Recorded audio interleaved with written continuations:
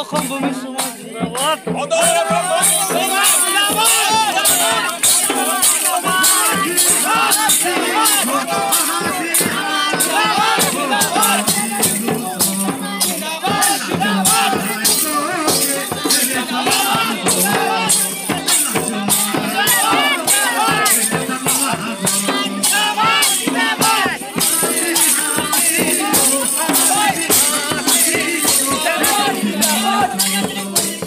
जिंदाबाद जिंदाबाद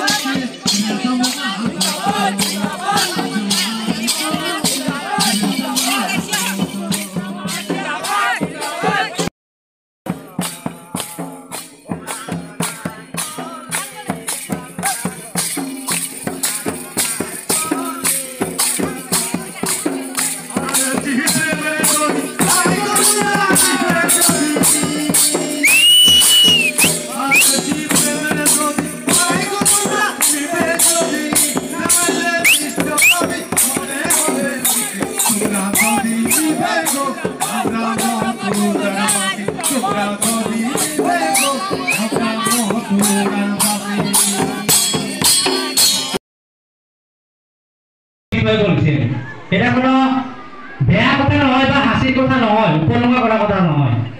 বর্তমান সমাজে চলে থাকা ঘটনা কিছুমান বলে আছে। মোবাইলটা হয়েছে একদিকে ভালো একদিকে বেয়াও।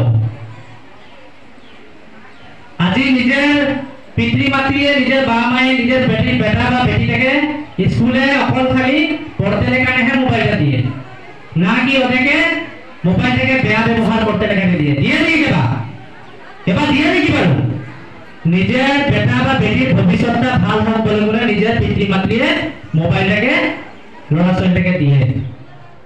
কিন্তু ওর ফলস্বরূপে আমরা কি দিই?